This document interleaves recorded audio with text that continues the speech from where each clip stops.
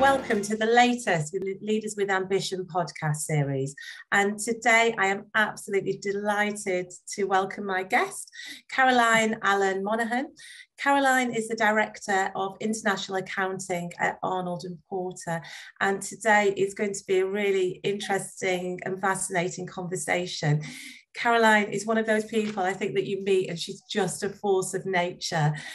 She thrives on challenges.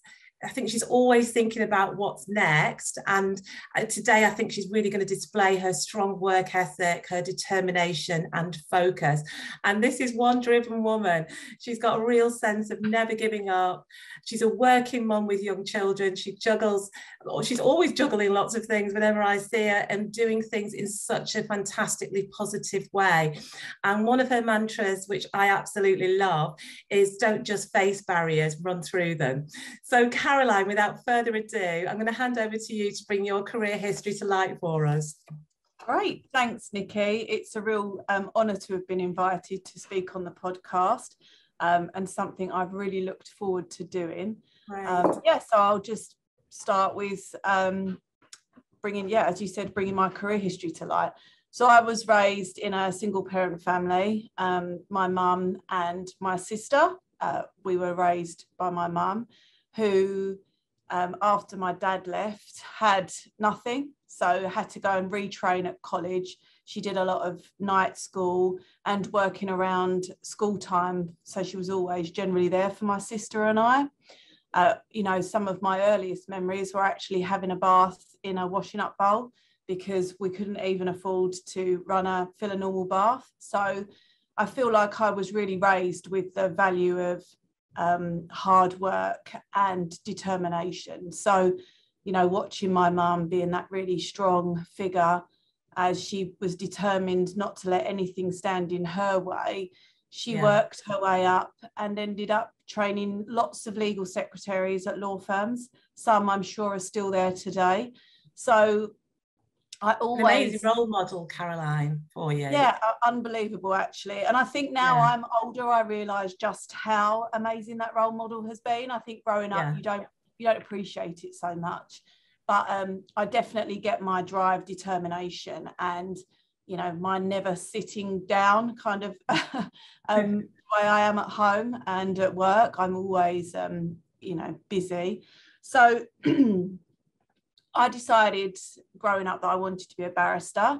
I had, I think, always been spoken about law firms at home. So I decided that, I wanted to be a barrister. I'd read some John Grisham books and I thought, I can see myself in court wearing a wig. Of course, in books, it's always incredibly glamorous, and it doesn't stop there. Even the latest television programs that are on, I still always have that pang of, thinking, it could have been me. But so I went to university, because I definitely was in that era of where everybody went to university, even if you weren't really that sure what you wanted to do. I decided that I'd really enjoyed doing sociology at A-level. So sociology was where I wanted to go to uni and do that.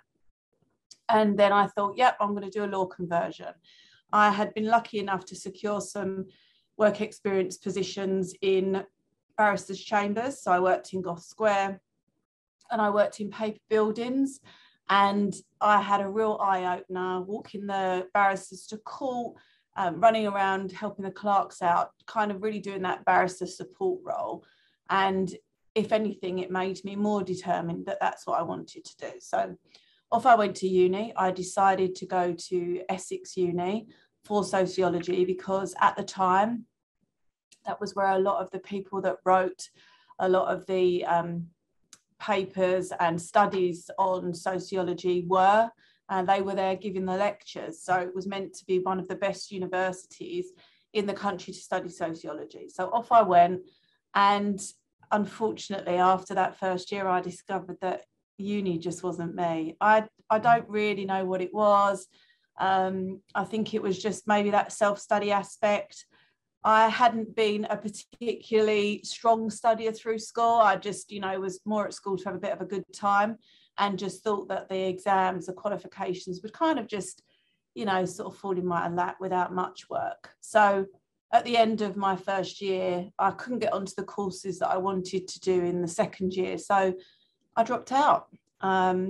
Big moment for me, that was my first learning curve, that I wasn't as invincible as I thought I was, and that I really needed to get myself together and decide what I wanted to do. So, but such a strong move to make, Caroline, as well. You know, particularly as you were saying that, you know, your mum's brought you and your sister up to achieve and to push through these things. So that must have been as you say, a pivotal moment for you making that decision. Because the easiest thing in the world would have been to carry on. Yeah, absolutely. And I think you know, to be that one that dropped out, you know, my sister, of course, hadn't. She'd gone on to get a really good degree. And then to kind of be that one that, you know, left uni, did the opposite to all of my friends. All of my friends stayed at uni and I didn't. And yeah, it was, you know, it's a young age, I feel like, when you go to university, deciding really early on what you want to do for the rest of your life. I feel like it should be the other way around. You know, you should kind of just not have to really make that decision so early on. But yeah, I just knew that deep down inside, I just couldn't stick it out. I knew I just would hate it and would end up resenting it. So off I went and found some recruitment agencies and ended up in a .com in Knightsbridge, just plugging invoices into a system, because they took me. I had zero experience. I had a little eye-opener to bookkeeping as I worked at IKEA while I was at uni, and they had some overtime in the bookkeeping department. I used to work on the tills, which I loved, by the way.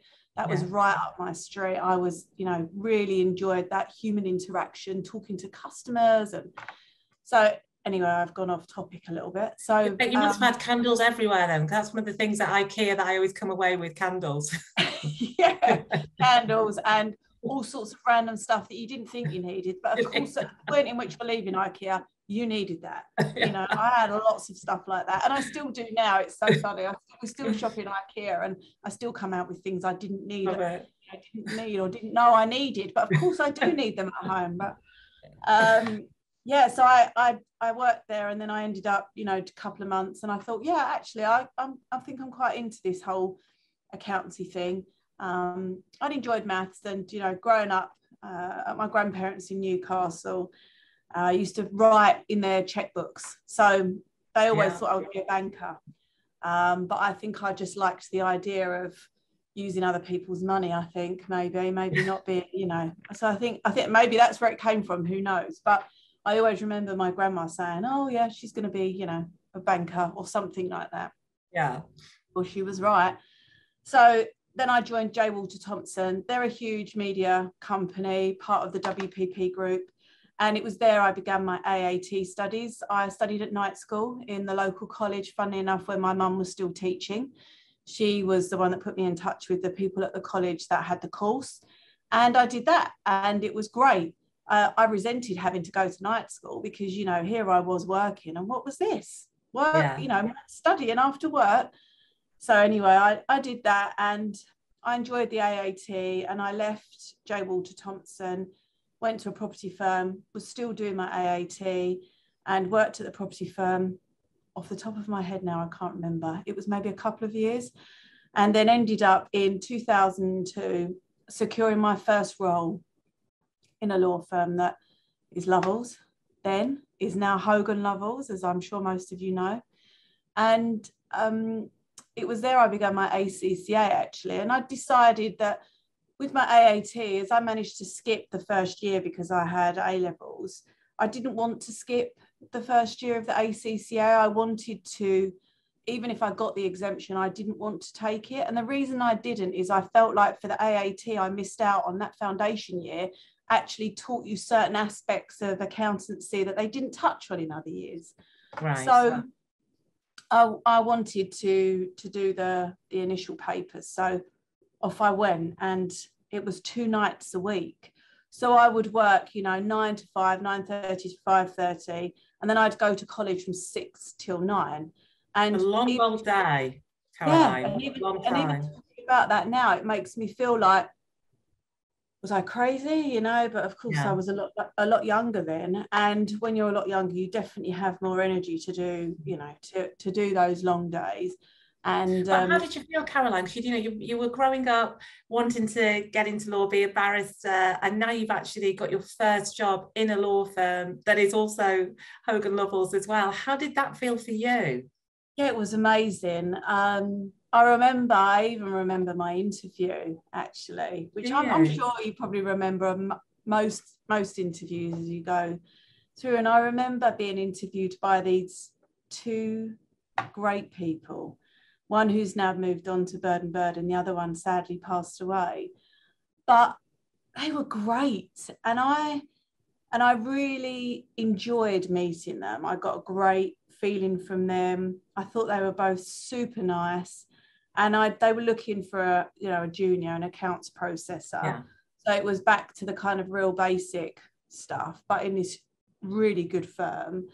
And I was just, I don't know, I think I always grew up feeling quite insecure about myself and my life maybe, and my upbringing, but I think I just, couldn't believe that they could want me. Yeah. And the feeling of getting this great job in this great firm, I remember just feeling ecstatic. And it was also back in the day when you used to wear a suit. So I had all these suits, being a young 20-something-year-old in these suits. It was great, feeling like I was a real professional, putting on this suit and going in, and it was me in a room of accountants. So there was a few of them, and it was just, and I was the junior, and I just thrived. I really thrived. And I remember I used to do my studies, and I remember asking one of the other accountants, he's still at Lovells now, and I remember saying to him one day, do you mind if I get stuck at college, if I ask you a few questions? And he said, absolutely, twinkle toes, So they really took me under their wing there. I mean, they were just so great. And I did use him a lot, and he was really helpful. And I just felt like they were more than just work colleagues. They were a bit like an extended family, because they all had a vested interest in me. In me getting through all of my exams. And Lovells were great, got lots of study support, went on revision courses, and got time off for the exams. But outside of course, you sacrifice your social life. And I used to study most nights coming up to an exam. At least 2 months before, I would have written out. I got a mentor at Lovells, actually, and she was great. I'm not in touch with her anymore, but what a great mentor she was, because I remember we used to sit in a meeting room and just chat through life. And I remember saying to her, look, I'm doing this qualification, and I'm not really sure how to revise. I didn't really do any revision at school, and I walked away with 10 GCSEs and 4 A levels, but I didn't revise. And I know that in my heart of hearts, I could have done better if I'd have revised. So she had a great suggestion. And I took that suggestion and I used it going through. So she said, you know what you should do? You should write out a timetable every evening, but be realistic. Don't put things in there that you're not going to stick to. So if you've got something you've agreed to do, put it in the timetable, take that night off. So I did it. And she said, and look, realistically, how long do you honestly feel like you can study for when you've got back after work at night? And I said, probably maybe an hour, maybe a couple of hours, getting closer. So she said, right, okay, so put it in. And at the end of that time, put your stuff away. Yeah, stop away, stop, and feel like you've done that time. And the teachers at the time were saying, we should be doing is practicing past questions. Well, I'd never done that with my GCSEs or A levels. So I got all these papers because you could download them. And I had this great timetable. And you know what? I stuck to it. I actually stuck to it because it was a realistic goal for me. It wasn't an ideal one where I'm saying, I'm going to do 4 hours study every night. And on a Saturday and a Sunday, I did 8 hours studying every day, both days. See, that's a lot as well, isn't it? That is a lot. It is. And I also read something that says that, you know, in an hour time period, you can, or maybe one of the teachers told me, do you know what, it's so long ago, I can't remember, but you can only concentrate for 40 minutes. Yeah. So I did 40 minutes and I had a 20-minute break. So I think that's honestly how I managed to do 8 hours of study on a Saturday and a Sunday. And that was, you know, that was, of course, that wasn't that throughout the whole, every Saturday and Sunday. That was just leading up to exam times. I would think, right, I've got 4 Saturdays or 5 Saturdays, and that would be my goal. So, but again, it shows your commitment, because that's, you know, that's a big commitment, isn't it? But and it's interesting that, you know, this the impact on you of having this mentor as well, and the advice. And I think that's something that I know that you feel very passionate about, is having mentors, but also paying that forward. And you do a lot of mentoring and team building now, which probably reflects back to this stage in your life when you received it. It probably does. Yeah, absolutely. I feel like it does, because I feel like having someone that's got a little bit more life experience and work experience, and, you know, we've all been there at 18-year-olds feeling like no one can tell me anything. I know everything. But now it's like, do you know what? I'm still learning stuff now. Even, you know, even this morning I learned something else, you know. It's like, I think it's allowing yourself to have someone else. You know, there was no way I was ever going to listen to any advice my mum gave me. You know, it had to be someone that wasn't connected. So this lady, I was invested in her because she was invested in me as well, you know, and it was great. So I was knocking those exams off one by one. And it got to the point where I'd been at Lovells for about 3.5 years. I was mid-ish 20s. And I thought, yeah, I feel like I need to move on from here now, you know, not because I didn't have any, there was no issues I had. So, but it was just, I just felt like it was time for me to move. Yeah. There was no other reason why. And then I mean, how I ever secured a job working for Jamie Oliver, I'll never know. But I went from there to the media to working for Jamie Oliver in his head office. Which was around the corner to 15 at the time. Not sure if it's still there actually.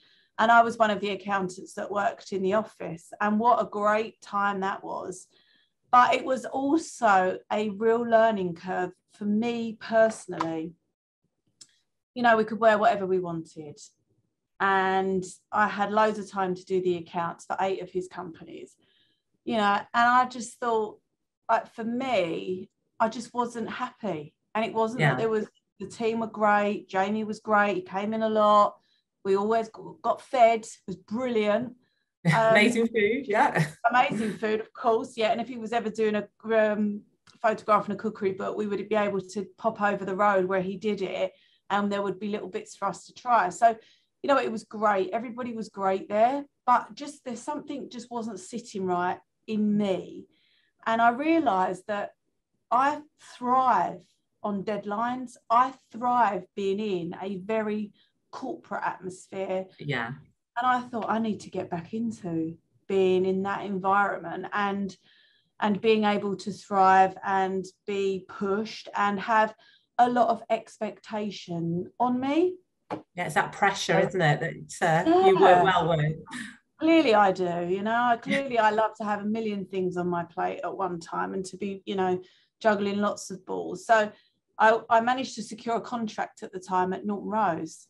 So off I went to Norton Rose, and it was an 8-month contract, and they just needed an extra pair of hands. And that was great fun. It really was good fun. And I was fine there. I was happy. I was, you know, ticking over. And I got a call, and the agency said, "We've got this role on at Clifford Chance. It's a permanent role. Would you be interested?" And I said, yeah, I would actually, because Clifford Chance, my mum had always talked about Clifford Chance. Yeah. You know, if you're going to work in any law firm, Caroline, it has to be Clifford Chance. I don't know why, but I think at the time they were the biggest in the UK and were probably doing the best. And they had these beautiful offices at Canary Wharf, and they've still got them. So I said, yeah, okay, I'll go for the interview. And off I went. And I remember for my first interview, I was late. And oh my gosh, the worst thing possible. Yeah, absolutely. It was because of the Jubilee line, and I remember running from the Jubilee line at Canary Wharf up to Clifford Chance, and I thought, I've blown it. They're not going to want me. I can't even get to an interview on time. They're not going to want me. So I'd already taught myself that they weren't. That they wouldn't be interested in someone like me, because if I couldn't even get myself to an interview on time, how could they even rely on me to get to work on time? Yeah. And I got to the reception desk and I was, flustered. I was sweating. And I said to the lady, I'm so sorry, there were problems on the trains. I was due to be here on time. She said, calm down. It's fine. I will tell the lady that you've had problems on the trains and it will not be an issue. Have a seat. We'll get you some water. And they were so nice to me. Yeah. And then it was all fine. And obviously the rest was history, because I got the role at Clifford Chance. And what did your mum say then, Caroline, when you told her you got the role at Clifford Chance? What did your mum say? Yeah, she was over the moon. I think, it's always always been her dream. She's put students in there as well, so I think that's another reason why she was, I had to go and work there, because they had beautiful offices, and just really nice people. So I think she was absolutely just hugely impressed, and I'm really happy. So I joined there in April of 2006 and worked on the practice group accounting team. So we used to, each department in Clifford Chance used to run as its own profit centre. So there was 39. So they were all separated out amongst us. And it was great there. I had a great team. There were great people. It was a really big finance team. So there was always lots going on. And then in the October of that year, they made the announcement that they decided to outsource a lot of finance and other support services to the Global Shared Service Centre out in India. And I was devastated. I remember thinking, I'm going to lose my job. I'd always wanted to work here, and I'm going to lose my job. And I thought, what am I going to do? And there were some people, of course, as with any firm, when they announce, potential redundancies and relocation of jobs, people are upset, and that's just life. And I remember for a few days thinking, I'm going to have to look for another job now. Look, I'm not going to stay. I'm not going to stay. And I don't know what it was, but one morning I woke up and I thought, no, I'm not going to leave. They're going to have to make me redundant. I'm not going to make it easy. I'm staying here because I wanted this job. And what a great decision I made. So I stayed, and we worked through the change management, and we worked through training the team, and we saw a lot of people go. But we saw quite a few people stayed, and I was one of the ones that had a job there. So actually, I did the right thing. I've been through change management now. Right, I was going to say, great learning experience. To get that change experience, it's just amazing, isn't it? And to do that transitioning piece, again, is invaluable experience. Absolutely. It really really good for your, I think for your career, and just for understanding business, and how businesses have to structure things and go through things, and also looking at how the finance department was going to be shaped after, because obviously with change management comes change after, and how the expectation was that we would continue to work with people, our colleagues in the GSSC, and also the training and the daily calls. And also, do you know what? It's great to talk to people in different countries, and great to talk to people with different cultures, and just to understand how their day is and what they need and what they understand and what we can help with. And because these people that were working in this centre, they'd never worked. Some of them had never worked for a UK law firm before. So it was also trying to instill our culture in them as well. So it was great. It was a real good experience for me. And while I was at Clifford Chance, I qualified for my ACCA. I remember getting to, I was at Clifford Chance when this happened. I remember getting to this paper. It was an investment appraisal paper, and I was really struggling with it, and I just couldn't. It was so mathematically heavy that I just thought, I can't do this anymore. This isn't me. And I made myself a promise that if I didn't pass this paper, I would quit the ACCA, because it clearly wasn't for me. I couldn't do it anymore. And I passed it, but I didn't just scrape through. I really passed it. And I thought, oh, damn it. I have to continue now, because I'd made this agreement with myself. So, and on I went. And I was the last year where you had to sit all final 3 papers together. Right. Now you can sit them one at a time, and they change the syllabus. So that was looming. So in the January, we were coming up to getting prepped for the exams that were happening in the May. And they said, oh, just so you know, the syllabus is going to change in September. And I said, what does that, well, I don't, it was me, but we were all saying, like, what does that mean? And they said, oh, yeah, so what it means is that if you don't get these papers, you're likely to have to come back to college and study again, because the syllabus is going to change for the final papers, that the content that you're practicing now, to relearn. Yeah, it won't be that content. It will be different. It will be similar, but it won't be the same. And I thought, oh my God, I don't know if I've got any more. I don't know if I can, I don't know if I can go back to college, because I had just thought, yeah, I'll get these. If I don't get them, I can just resit, do another revision course and just resit. Well, that safety blanket, that had gone. They taken that away from me. So I thought, oh no, I need to do this first time. I have to get these papers. So anyway, Clifford Chance put me on a revision course, and the revision courses for the final 3 ran back to back. So I think I was on revision courses for 8 days solid, because they went through the weekend. There was no weekend. You studied, you were on a revision course the Saturday and the Sunday, both 8 hours.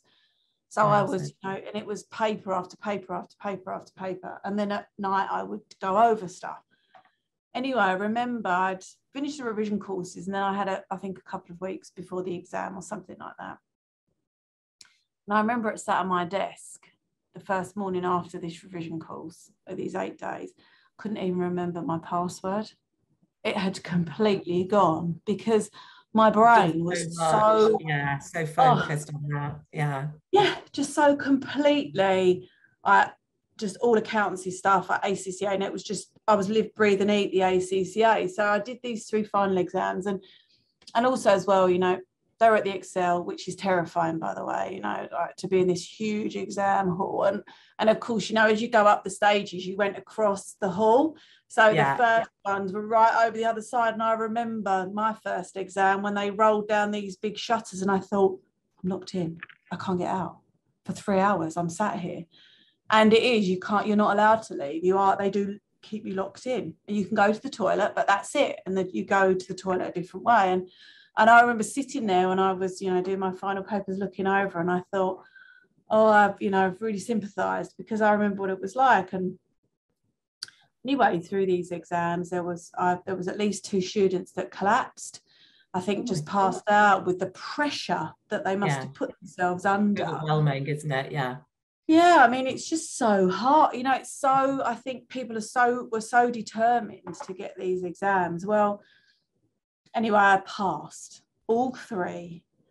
They told you what your mark was, and I think I got 50% was the pass mark. I got 50% in one of those papers, 51 in another, or 52 and 54. I just scraped through. But you know what? Didn't matter. Doesn't matter. You passed. Yeah. Passed. And then I remember I sat at my desk and I was just crying, because for me, it was being overwhelming for you. Yeah. It was the relief. And actually it was another pivotal moment, because I then had something that no one could take away from me. Yeah. I had this, and I would be a qualified accountant for the rest of my life. It wasn't anything that I wouldn't have to sit another exam. Okay, I have to do CPD hours, that's different. But I don't have to sit in it. I don't have to be tested ever again to that level.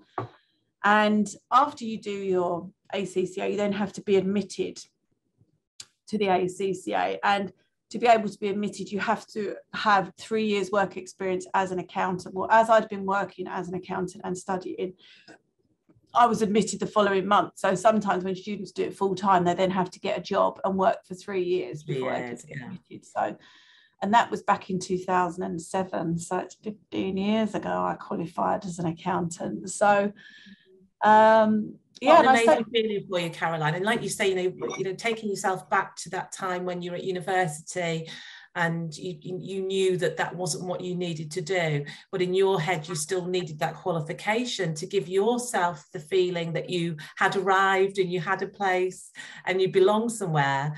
Must have just been so amazing. Yeah, it was. And yeah, I mean, I you know, my name was in the FT and I've still got the FT, and yeah, you know, it was I was just bowled over because it was the thing that I had studied for. I'd sacrificed so much for the 3 years that it had taken me to get through these exams, and I was just so happy with myself that that I'd done it, that I'd actually, you know, I had sat 14 exams and I'd passed them all.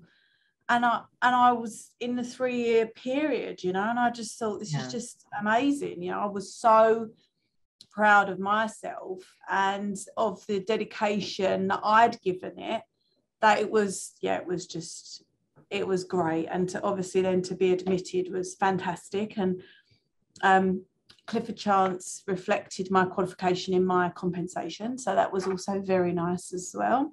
Yeah. And then I knew then, you know, that once I had that, then I wanted to start a family. And that same year I met my now husband. We've been together 15 years, of course, because we met the year I qualified. And I've now got 4 children.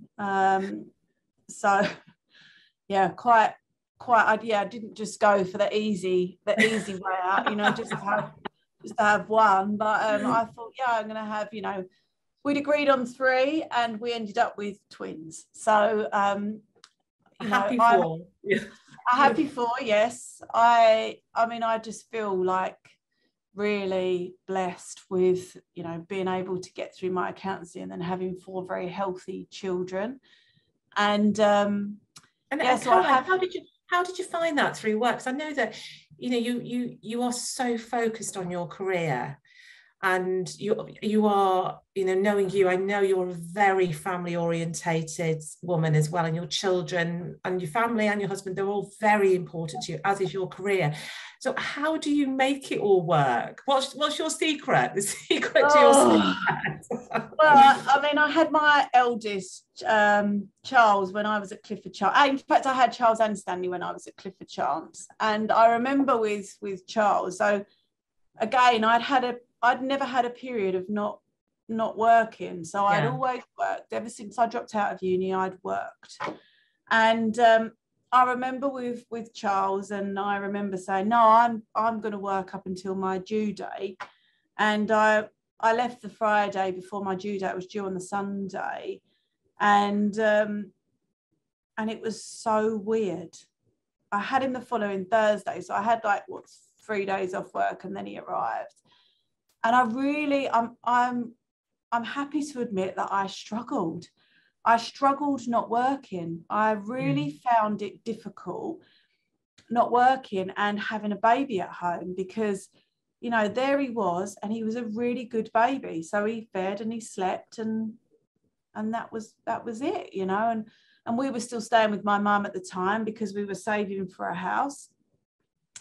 And so I didn't even really have loads of housey bits to do, you know, because my mum, I'd had a baby and my mum was around, and, you know, and we sort of helping, I did the odd bit, here and there. So I found it really quite hard to maybe enjoy my maternity leave, because I wasn't one for ever staying indoors. So I remember I used to put him in the buggy and I used to walk 6 or 7 miles a day. Oh my gosh. I need to get out of this house, you know, and I had it in December. So in terrible weather, but I was like determined. Good for your mental health though, yeah. Yeah, and my mum used to say to me, like, why are you walking that child so far? I'm like, because I'm bored, you know. But anyway, we found a house and we moved in 8 months later. But I actually went back to work when Charles was about 4 months old, because I took the full enhanced maternity package for the 100% pay. But because we were saving for a house and because I was the main breadwinner,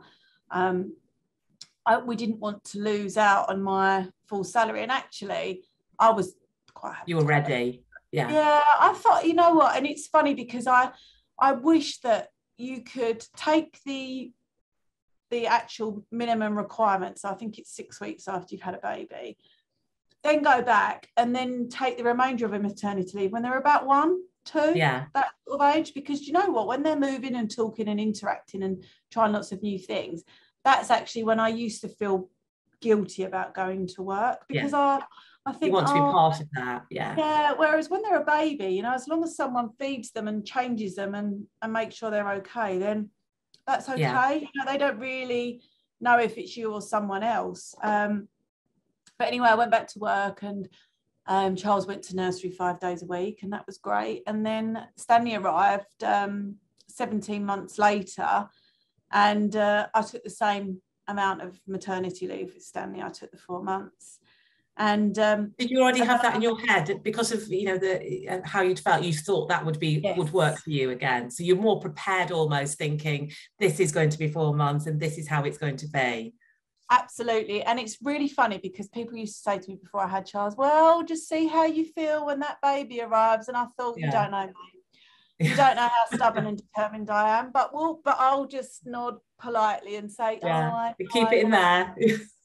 Knowing full well, I know what I'm like, Nikki. I'm very, as you say, I'm very determined, and nothing stands in my way. And you know, I knew, but I also knew that we needed the money, so I knew that I wasn't going to be out for that extended period of time. So Stanley arrived, and I went back to work, and I knew with Stanley, so Clifford Chance, you had to be there for 6 months after you returned, otherwise they would request that you reimburse them for the enhanced piece of your maternity pay. I knew after Stanley, though, I needed a challenge. I had really had a great time at Clifford Chance. What an amazing firm to work for. And I'd been super lucky. I mean, Lovells were amazing, Norton Rose were amazing. Even working at Jamie's, whilst it wasn't for me, that was great. But I needed more. I needed something else. I needed a bigger role, that step up in your career. I was just getting stagnant, you know. I wasn't giving my all to Clifford Chance. So at that 6 month anniversary, out went my CV, and I ended up securing a job at Kirkland and Ellis, and I joined there in the October of 2011, and I joined as the London accounting manager. And what a time I had there. I mean, it was fantastic. The job was everything I needed. I needed a new challenge. I needed something that needed me to step up and get my act together. You know, I had to go off and do a payroll qualification because we didn't at the time have someone that was qualified in payroll. So I was doing the payroll. And I'd missed that. That was in the first level of the AAT, actually. So, so I went off and did a payroll qualification in my own time and got that. And what a great time. I was interviewing staff, I was building a team, I was putting things in place. And that was a time when you really built this team around you, didn't you? I think it was, you know, when you said to me in the past, you got so much enjoyment and job satisfaction at that period of time, and it really felt like you were doing something special. Yeah, so much. And, you know, and again, the team to me, because I was invested and so determined that as a manager, I was going to be that manager that people, you know, were happy to work for. I'm sure there were times when they weren't happy to work for me, but I'd like to think that on the most time, we were good because I listened to them. My door was always open. I fought for my team. You know, if there wasn't something that was right for them, I would try my absolute hardest to work around and to see if there was an alternative. And we did some fun things together. You know, we used to be really social, go out and have drinks and lunch and lots of different bits and pieces together. And yeah, it was great. And it was there where I fell pregnant with the twins. So it was quite a shock. I'm sure, I think everybody was shocked, my mum included, that there were going to be 2 more added to our family. So we decided we needed to move, and we were in a very fortunate position where we could upsize. You know, not everybody's able to do that, but we were really lucky that we could. And we bought a house, and we're still there now. And we moved in when I was heavily pregnant, and I couldn't pack my own house. So again, that was just drove me insane, because I would imagine for you, that would have been very difficult. It was awful. I was having to watch people pack my house up because I couldn't bend over. I couldn't bend down and pick anything up. And then we got the keys, and my mum was saying, "Caroline, will you just stop trying to do things?" And I was saying, "Yeah, but I just want the house." She said, "I am doing it," you know. So she was doing it with my husband, and it was great. And then we had to move back in with my mum because we had to have the bathroom ripped out, and the twins arrived, and they were in intensive care, and my eldest had just started at reception, and my second was in preschool, and the twins are in intensive care, and I was on maternity leave, and we were having our house decorate. I mean, why? Honestly, a lot going on. Now, yeah. So I used to go to and from the hospital every day to visit the twins, but I was always mindful that I was around for school pickup. So it was a really short window of time. And then of an evening, when my mum could come and sit with the boys, we would try to go to see the twins at night with my husband. But I think you realise when they weren't our first babies, and we did have other things to do, as selfish as that sounds. But, you know, the intensive care nurses, they were unbelievable, and just couldn't have done more for the twins. That actually we knew they were okay, and there wasn't really a lot we could do. You know, most parents just sat by their baby's side, and they were getting stronger every day, and then they ended up coming home. And so I used to do the school run, because our eldest was at school over by our old house, and then our youngest was at school, but not our youngest, the second child, Stanley, he was at school by our new house. So I had 2 school runs at 2 separate times with 2 young babies. So and I used to do it all by myself, because I was just stubborn and very silly. But I went back and did a few days at Kirkland when the twins were quite young, because they needed some help. And then again, I went back after the twins. I think they were about 3 to 4 months old when I went back full time. But it sounds like you needed that for yourself as well, Caroline, you know. And as you say, you'd got the network, your support network was sorted out, you know, as was the childcare. You've got a very supportive husband, you've said to me as well, which I think is essential for any working woman. I think it's really important.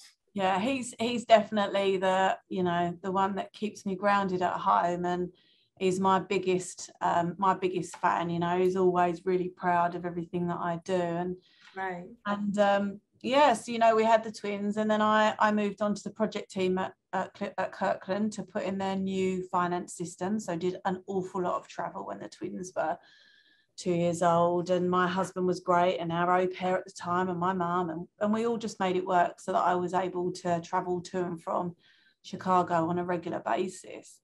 And it was while I was on this project team that I got contacted by LinkedIn from an agency out in Washington. And if I'm honest, and I told the agent this at the time, we laughed about it because I thought it was a scam, you know. Do I want this job? And I thought, well, you know, no one recruits on LinkedIn. So because then it was, you know, still quite a novelty, I think, to be more embryonic, wasn't it? Yeah, I think, you know, it was more just your business platform where you know, it was like the business version of you know, one of the other social media sites. And I said, oh yeah, okay, send me the job spec. And they sent me the job spec, and I thought, oh, this is exactly what I want. Because at Kirkland, whilst I was having so much fun doing the finance system, I was already thinking, what's my next challenge? When the finance system's in and it comes and it finishes, what's next for me? Because where am I going to fit? Is there going to be a job for me back in the finance team, or am I going to be kind of living in limbo? And I knew they would find something for me, but I wanted to be FD. That was the dream for me. And the FD at Kirkland, he was still there, so there wasn't that opening. And I said, yeah, okay, why not? Let's go for it. So I put my CV forward, and I was up against 5 other candidates for the role. And I met the CFO at the time over Zoom or WebEx. Zoom wasn't really a used thing back then, but over WebEx. And I really, really liked him. I just thought, I could work for you any day of the week. I could work for you. I thought he was really down to earth, really nice, had some great ideas, explained the firm really well, explained how they wanted the interaction to happen. I'd been managed overseas at Kirkland because the project manager was based in Chicago. So I'd already had a lot of that experience. And it's never going to be any better than seeing your manager face to face. But I had experience, and I knew how to get the best out of that experience because I was doing it already. I'd had the teething problems, and I met other finance directors on that call, and I just thought, this is for me. I want to be part of this. It's the same feeling you get when you walk into a home. I walked into Arnold & Porter, and I knew that this was my next home. This is where I had to be. This is where I knew I needed to be, and I met a couple of the partners in the London office and the London office manager, and I just had to be here. Long story short, I got offered the job, and I was in Chicago at the time, and so I resigned to the CFO, and he was calling me, and we went for lunch the next day, and we talked about it, and he said this is amazing. He said I just because I explained what I wanted, and he said I know that I can tell that this is what you want. I said, it really is. But I was devastated because the project hadn't quite finished at that time. We were nearly there. So it was really hard for me to walk away from that. But I did. And that was 4.5 years ago. And what a time I've had already at Arnold & Porter. It's great here. I've got a fantastic team that I really enjoy working with. I've hired a couple of people where some people have left, but we've got a great team, a great group of partners, and the firm's got a great vision. We have really good relationships with people in DC. I was instrumental in assisting the firm to open the office in Seoul. We've got a great relationship with the international offices. And I have that remit of having all the international offices within my daily work. I'm responsible for all of them. Obviously the finance side. And it's just been great. I've had the great opportunities and the support I've received from the CFO. And then he has now moved up and he's now the CEO. And the replacement CFO, I just couldn't have worked for any better people. They're so great. They're so supportive. I've got a great sounding board. Any issues, I can just call the CFO and we just chat through it. And, and sometimes it's my wildest thoughts that can I fix it in this way? And, and he's a really good sense check for me. And even though I don't see him day to day, I know he's there, and you've got a strong relationship. And sometimes that's all you need, is just to know that someone's there, that I can pick up the phone, that I can do an impromptu Zoom meeting, which we find we do actually. I might just call him and we just have a quick chat, 5 minutes, and it's nice just to be able to do that face to face. And managing the team through the pandemic was challenging, but that was great. Because I learned a lot about myself. I'm definitely was never born to teach. We did homeschooling, and that definitely wasn't for me. And as I knew anyway, nor am I born to be a stay-at-home mum, because whilst I love my house, I need to be in the office with obviously my amazing view, which I obviously take for granted, as you would do, having it for so long now. Day in, day out, I need to see my team. You know, we missed each other. I missed seeing my team. I missed just having those conversations and just that interaction. And we're now working a hybrid model, which is great. How many days a week are you doing now then, Caroline, in the office? 3 what days. are your team doing? 3 days? 3 days in, 3 days in, 2 days at home at the moment. So it seems to work really well. It gives it's a really good mix. You get a really good work-life balance actually now. And I feel like if COVID taught us anything, it's to have a better work-life balance in your life. And it's not all about work, but it's allowed me to see my family a lot more, because I used to travel quite a lot. Here, the travel will begin again at some point when it's safe to do so. But, you know, it's meant I've not missed out on so much. And, you know, being able to just log off at 5:30 and just be there and, you know, and then cook the dinner, and the kids say, oh, can we play a game tonight? And I can, because I'm not, you know, logging off here at 6 and then I've got to get the train home, and, you know, and then by the time I get in, I'm tired because I've travelled. It's just so having that, you know, balance, that better balance is appears to have worked better for everybody. It's been really positive. That's so good. And I think it's interesting, you know, you talk about, you know, your learning, continual learning still, and also the fact that you are, even though it's your boss, it sounds to me like very much like a mentoring relationship, and that you work you know, collaboratively together. And I know that's incredibly important to you, isn't it, to be able to have your thoughts heard and really be respected for what you're trying to do. And it sounds like you're really getting that. And you also we talked a little bit before about paying it forward with your team, but I know that you do really want to invest in your team, and you like to see people grow and develop, and that to you get as much satisfaction from that as from, you know, you doing your day-to-day job, don't you? Yeah, absolutely. I'm definitely one to invest in my staff. I feel like, you know, if anybody wants anything, to learn something or be pushed, I'm their champion. I'm there. I'm trying to make things happen for them, because, you know, first of all, it benefits them, it benefits the firm. And you know what, if they walk out of here and get a better job, then I am over the moon for them, because then I know that I've helped them get there, and been instrumental in that. And I just love to help people. I love to be busy, and I love to help people, and I just feel like if I'm helping people better themselves and get opportunities that maybe if they were in another place they wouldn't get, then that's great for me. I get just as much satisfaction out of that than I do out of anything else. So yeah, I'm all for that. And that's a sign of a good manager, Caroline, I think. So tell me, what would you class as being your highlights? Because there's so much that's come out of this conversation. So I'd be quite interested to see what your personal highlights are. I think, you know, as I've definitely my qualification, that was probably one of my biggest highlights is that.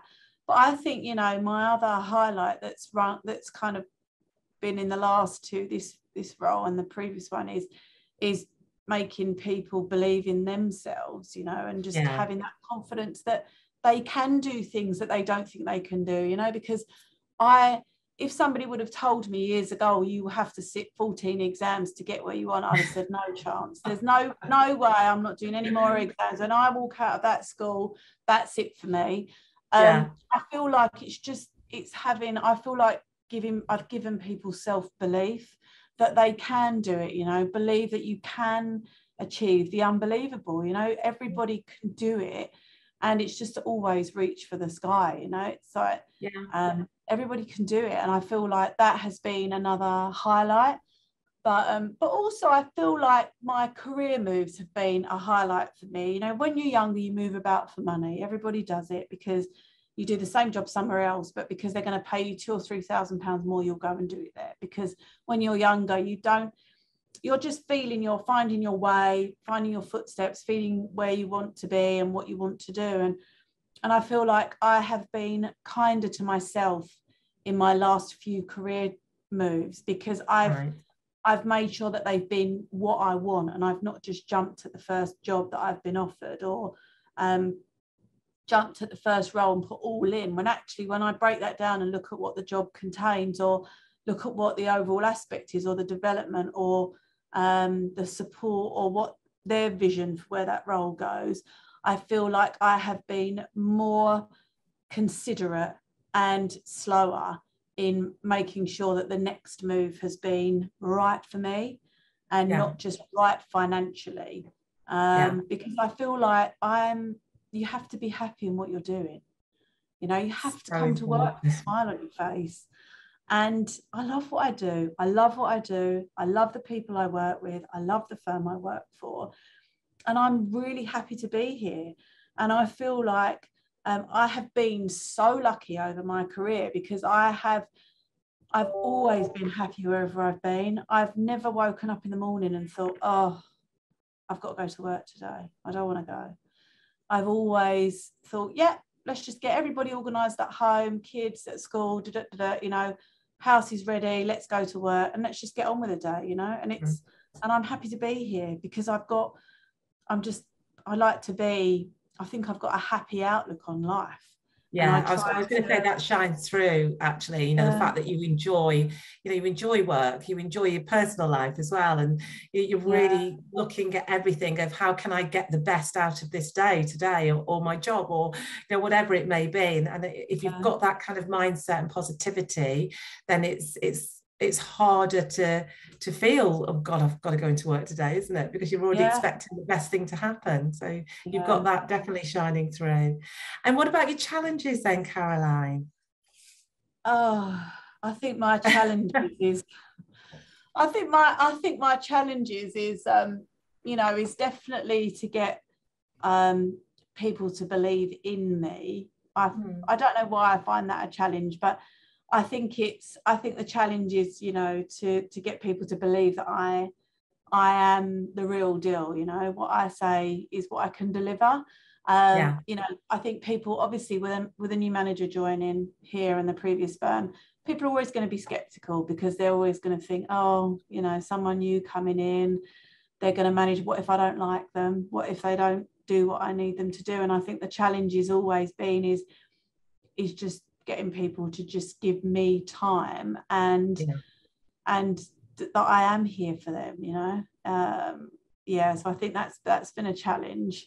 But I think the challenge as well is for me is, you know, is to believe that I can do it as well, even though I know I can do it and I've proved that I can do it and my CV says that I can do it. I still do have moments of self-doubt that can I really do this? And there might be something that comes up at work and I think, oh, I can't fix this. Like, I really can't fix this. There was an issue that came up a while ago and I really didn't think I could fix it. And it took me 5 months and I fixed it. But I really... How did that feel though, Caroline, then? Again, unbelievable. It's unbelievable. You set your mind on something. But I think the challenges are, you know, when you're faced with a challenge is that you can get there, is having that self-belief. You've got the tools and you've got the knowledge and you've got the life experience and the work experience and the skills that you'll get there in the end. I feel that, my biggest challenge is myself as well. Is getting myself to believe in me. So, yeah. Well, hopefully you are definitely achieving that. I mean, if you look at even the view behind you and the role that you've got, I think you've definitely got that. You've nailed it, Caroline, from an outsider looking in. But it's hard sometimes when you've got any kind of imposter syndrome around your work, then it's difficult, isn't it? But well done you. And words of wisdom then. What words of wisdom would you share to future generations wanting to break into the legal finance? I think words of wisdom is you don't need a degree. Some people feel like they do, but I feel like you don't need a degree to get into finance, but you need to understand and identify a clear alternative path. So if you're not going to go to university, my path was ACCA, there's CIMA, there's ACA. So I feel like if that's what you want to do, you have to define it and you have to be prepared to work hard.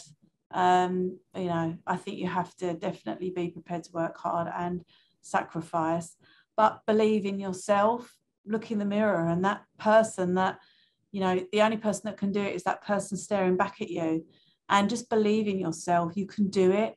if I can do it, anyone can do it. And yeah, don't be deterred by any barrier that's put in front of you. Just break through it, because if you just keep chipping away, you'll get there. Yeah. Great words of wisdom there, Caroline. I have to say thank you so much for your time today. I've taken so much from our conversation. I really love that concept you're talking about really believing in yourself.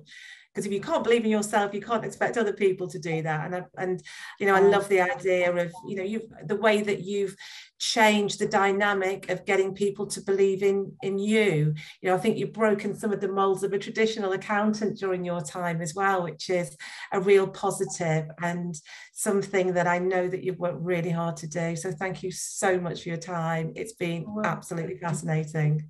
Thank you for having me on your podcast. I really enjoyed it.